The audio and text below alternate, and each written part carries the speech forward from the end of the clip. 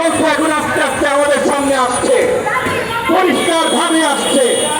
সেই হত্যাকাণ্ডের জন্য, যে গণহত্যার জন্য হাসিনার পরিবারবর্গ এবং এই আওয়ামী ফ্যাসিবাদ নেতৃত্বরা দায়ী, সেই ঘটনার জন্য আমাদের নিরীহ অনেক বিডিআরের সৈন্য ভাইরা এখনো জেলে পড়ছে। তাদের মুক্তির দাবি জানাচ্ছি।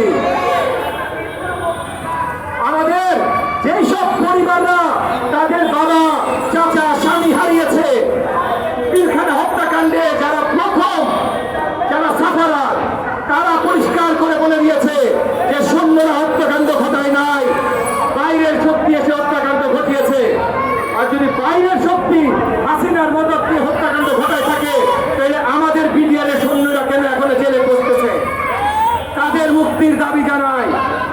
পিলখানার পর শাপলা চত্বরে বিশাল গণহত্যার আরেক ঘটনা ঘটিয়েছে এই হাসিনা। কতটা রক্ত পিপাসু এই হাসিনা! গত 15.5 বছরের বাংলাদেশের ইতিহাস দেখলে জানা যায়, হাজারে নিরীহ মাদ্রাসার শিক্ষার্থীদের একবারে তাদের রক্তে পুরো রঞ্জিত করে দিয়েছে সেন্ট্রাল ঢাকা মতিঝিলের ময়দান। শাপলা চত্বর থেকে কিলোমিটার মানুষজন নাকি শুধু রক্ত আর নিরীহদের লাশ দেখেছে। এখন আমরা জানতে পারছি কিভাবে হাজার লাশ তারা উদ্ধার করে দিয়েছে, কোন বাহিনী সহযোগিতা করেছে, কোন বাহিনীর সহযোগিতা নিয়েছে। এদের সবাইকে বিচারের আওতায় আনতে হবে। একই সাথে 15.5 বছর ধরে আয়না ঘরের মতো জায়গা চালিয়েছে তারা। প্রত্যেকটা নির্বাচনের আগে তারা গণহত্যা চালিয়েছে, বিরোধী রাজনৈতিক শক্তির উপরে অত্যাচার চালিয়েছে, তাদের উপরে গণহত্যা চালিয়েছে। এবং গত জুলাই আগস্ট মাসে শেষ তারা ছাত্র জনতা এবং বাংলাদেশের মুসলিম জনগণের উপরে গণহত্যা চালিয়েছে। কত হাজার লাশের রক্তে বাংলাদেশের মাটি রঞ্জিত হয়েছে জুলাই আগস্ট মাসে, সেটার সংখ্যা এখনো আমাদের অজানা। দিনের পর দিন নতুন খবরের খবর পাচ্ছি, দিনের পর দিন নতুন হিসাব পাচ্ছি। এই গণহত্যার মূল দায়ী যারা, তাদেরকে মাফ করা যায় না। একই সাথে কিভাবে অপপ্রচার করেছে এই হাসিনা বাহিনী।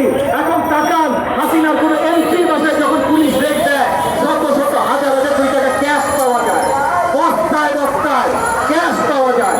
বিদেশে তারা কি লুট করে নিয়ে গেছে, কি সম্পত্তি কিনে সেগুলো তো পাঠি দেয়। এই সব সম্পত্তি ফেরত আনতে হবে।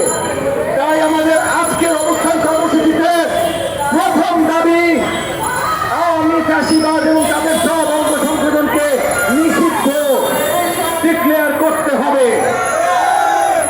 আমাদের দ্বিতীয় দাবি, ইন্টারন্যাশনাল ক্রিমিনাল কোর্টে এই সংগঠনগুলোর এবং এদের নেতা যারা, তাদের নামে আলাদা মামলা দায়ের করতে হবে।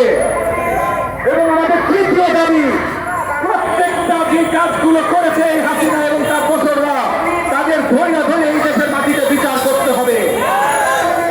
এবং একটা জিনিস পরিষ্কার করে বলি, আবল মামলা দিয়েন না। হাসিনার নামে 100 থেকে 500 বার ফাঁসি দেওয়ার মতো মামলা আছে, উল্টাপাল্টা মামলা দিয়েন না। হাসিনা যদি ভারতে পালায়, ভারতের সাথে বাংলাদেশের সরকারি এক্সট্রাডিশন ট্রিটি আছে, যে ভারত থেকে আমরা তাকে নিয়ে আসতে পারি। কিন্তু ট্রিটির ভিতরে এটাও লেখা আছে যে যেই আইনের আওতায় সাজাপ্রাপ্ত আসামি, সেই আইন ভারতের আইনের সাথে মিলতে হবে। আপনারা যদি আজকে হাসিনার নামে বা যারা পালিয়ে যাচ্ছে তাদের নামে আবল কেস লাগান, তাইলে ওই যে এক্সট্রাডিশনের সময় আমরা আইনত একটা ঝঞ্ঝালে পড়ে যাব। এদের সবার নামে সত্যিকারের বছরের পর বছর দেশে থাকবে, 10টা 20টা করে ফাঁসি হবে, এরকম মামলা সহজেই দেওয়া যায়।